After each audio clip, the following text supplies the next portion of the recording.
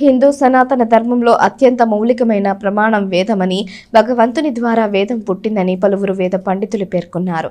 తెనాలి విద్యాశంకర భారతి నరసింహ సదనంలో నిర్వహించిన వేద సభలో పలువురు పండితులు పాల్గొని ప్రసంగించారు. వేదిక్ బ్రాహ్మణ సేవా సమాఖ్య తెనాలి వారి ఆధ్వర్యంలో స్థానిక నాసరపేటలోని విద్యాశంకర భారతి నృసింహ సదనంలో దేవి శరన్నవరాత్రి ఉత్సవాల్లో భాగంగా మంగళవారం ఉదయం వేద మహాసభ నిర్వహించారు. కార్యక్రమంలో భాగంగా సమాఖ్య కార్యవర్గ సభ్యులు ముందుగా గణపతి ప్రార్థన చేసి గాయత్రీదేవికి విశేష పూజలు జరిపారు. కంచి పరమాచార్య స్వామీజీ విద్యాశంకర భారతీయ నరసింహ స్వామీజీ వారి ఆశీస్సులు కోరుతూ ప్రార్థన నిర్వహించారు. అనంతరం సుదూర ప్రాంతాల నుండి వచ్చేసిన 58 మంది వేద పండితులు 2 గంటల పాటు వేద పారాయణ చేశారు. కార్యక్రమంలో పాల్గొన్న కార్యవర్గ సభ్యులను, హాజరైన అనేక మంది భక్తులను ఆశీర్వదించారు. అనంతరం సమాఖ్య ప్రధాన కార్యదర్శి తాడేపల్లి సూర్యనారాయణమూర్తి అధ్యక్షతన జరిగిన కార్యక్రమంలో వేద పండితులు విష్ణుభట్ల ఆంజనేయ చైనన్లు ఘనాపాటి, విష్ణుభట్ల శ్రీకృష్ణ ఘనాపాటి, విష్ణుభట్ల సత్యనారాయణ ఘనాపాటి, విష్ణుభట్ల లక్ష్మీపతి ఘనాపాటి తదితరులు ప్రసంగిస్తూ వేదం విశిష్టతను వివరించారు. విశ్వవ్యాప్తమైన విషయాలను నిధిగా సృష్టికి కారణభూతమైనదిగా వేదం వెలుగొందుతోందని వారు పేర్కొన్నారు. ఋషులు భగవంతుని ద్వారా వేదాన్ని విని లోకానికి దాన్ని గానం చేస్తూ అందించారని వారు చెప్పారు. బుద్ధి సూక్ష్మతను పెంచుకోవడానికి వేదాలు ఎంతగానో దోహదపడతాయి.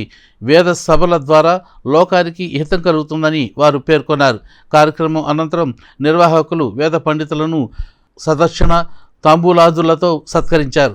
ఈ కార్యక్రమంలో సమాఖ్య గౌరవ అధ్యక్షులు భాగవతుల కామేశ్వరరావు, కోశాధికారి తురుమేళ్ల దక్షిణామూర్తి, ఉపాధ్యక్షులు కెవి సుబ్రహ్మణ్యం, మేడూరి శ్రీనివాసమూర్తి, సంయుక్త కార్యదర్శి రావినూతల రాజేంద్ర ప్రసాద్, మేళ్ల చెరువు అనిల్ కుమార్, పింగళి వేణుధర్, కార్యవర్గ సభ్యులు నారాయణ వేణుగోపాల్, సిఎంకే తిరుమలరావు, పుల్లె సూర్యప్రకాశ్రావు తదితరులు పాల్గొన్నారు. మహాసభకు హాజరైన భక్తులకు ప్రసాదం వినియోగం చేశారు.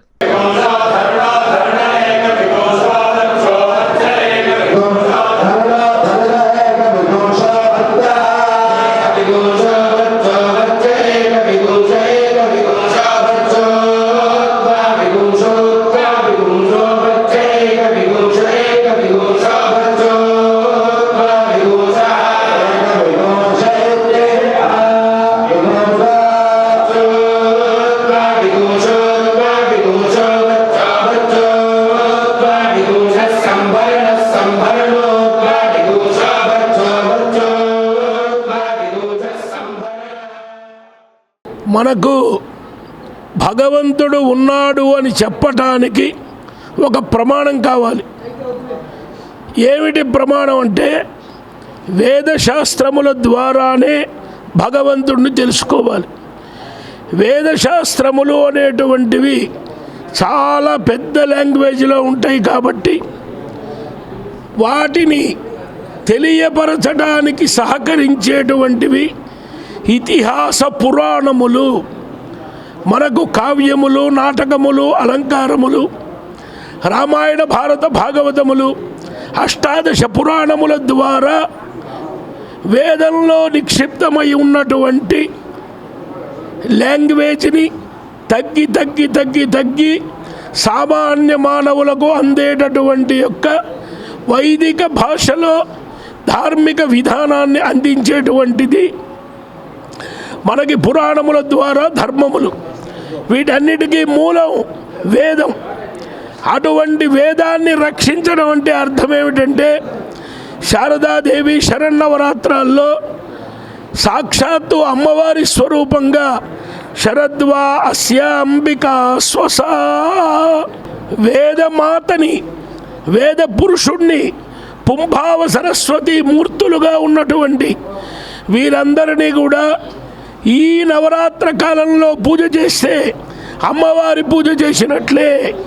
కాబట్టి విప్రప్రియ, విప్రరూప, విశ్వభ్రమణకారిణి అటువంటి విప్రోత్తములు, వేదోత్తములందరికీ కూడా వేదిక్ బ్రాహ్మణ సేవా సమాఖ్య విద్యాశంకర భారతీ స్వామివారి దివ్యమైన అనుగ్రహం, పుష్పగిరి పీఠాధీశ్వరులు మరి వారి గురువు గారు అభినవోద్దండ విద్యానరసింహ భారతీ స్వామి వారి యొక్క అనుగ్రహంతో ఈ సంస్థ కార్యకర్తలందరూ మంచి అభివృద్ధిగా ఉండాలి.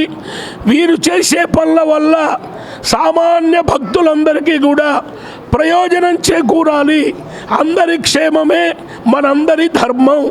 ధర్మ సంస్థల యొక్క అభిప్రాయం ఏమిటంటే ధర్మాన్ని ప్రచారం చేయడం, ధర్మాన్ని ప్రతిష్ఠ చేయడం, ధర్మాన్ని ఆచరించడం, ఇది మనందరి అభిప్రాయం.